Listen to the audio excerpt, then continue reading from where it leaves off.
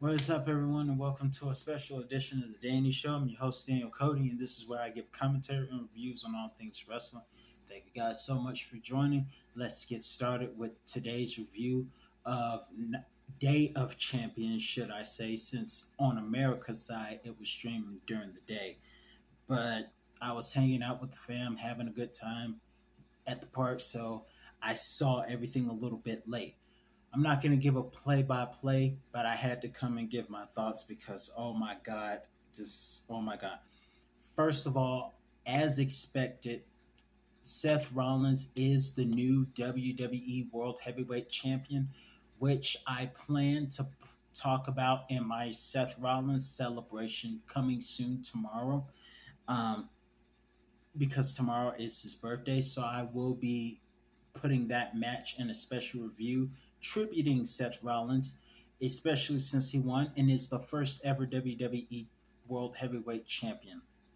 And the opening match was awesome. I thought that was going to be the main event match, but it was the opening match, and it was a good match. And for Seth to win on a bad leg and AJ Styles still in the pedigree, still great. And the man who was there to raised his hand on the first championship, raised it again on the next championship, Triple H.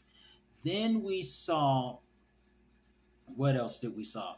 I might not say it in order, but bear with me. I did not expect Rhea versus Natalia to be a total squash match. Becky Lynch, first of all, Becky looks cool in the NASCAR outfit that Trish Stratus always covers up for the most part. And over there they have their modest rules. And so, of course, the women are going to cover up extra. But the match was still great. I wasn't expecting Zoe Stark to help Trish Stratus win the match, but the match in itself was still great. But Zoe is a dead girl.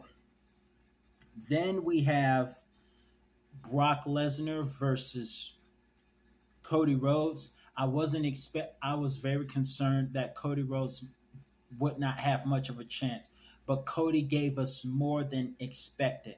And even in a losing effort, and technically he passed out like Stone Cold did at WrestleMania 13, but he still gave a great fight. He used the cast as a weapon, as The Undertaker did to Brock in Hell in a Cell 2002.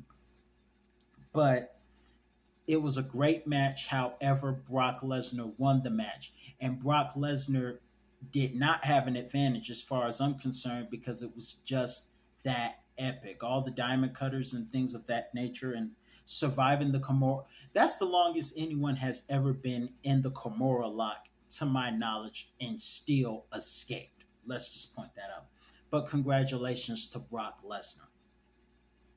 And another thing from the women's match is Asuka versus Bianca Belair was a pretty good match. I wasn't expecting Asuka to win, but she did, and she won in the most unique fashions by raking Bianca's eyes while having the mist on her fingers. That was unique. I haven't really seen anything like that before. But nonetheless, a great match. But I will say this in humor. Corey comparing Asuka to Pennywise was the funniest thing I ever heard in my life. I don't watch horror movies like that.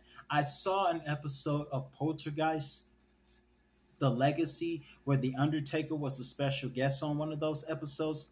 That's the closest thing I've ever gotten to anything horror based. And Thriller and Ghost from Michael Jackson's music videos, but that's the closest thing I ever get. I tried to watch See No Evil, but it was gruesome. And in the end, during the credits, while they're singing Jesus Loves Little Children, the dog is going to the bathroom on. Never mind.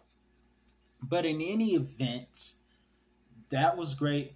But can we talk about this main event?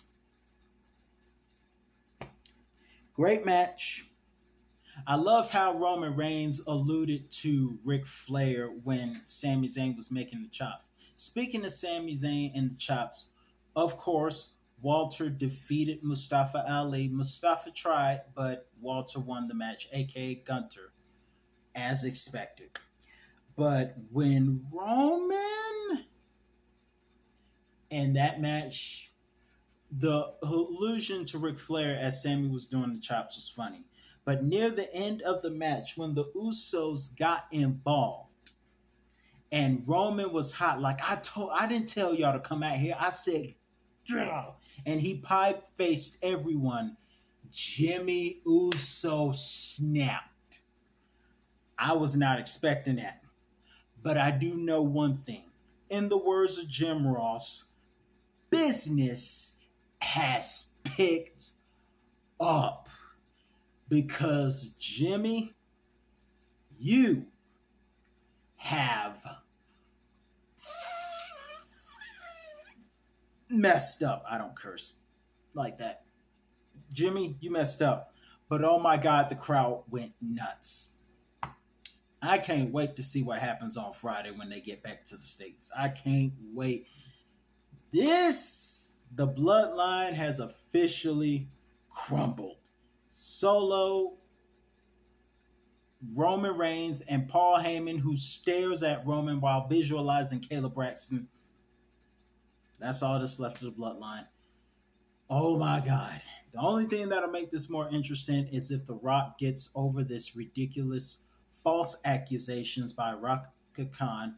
Hopefully, Raka Khan and Ava Raine can go at it, and Ava can kick her butt for lying on him. I think Khan is lying, but The Rock versus Roman would add extra to this saga, which would be fun. But in the meantime, congratulations, Seth, for being champion. I knew that would happen. That's all the time I have for you today, and I'll be back with another review on all things wrestling. But I just cannot believe Jimmy snapped. I can't wait to see what happens this Friday. Stay tuned, folks.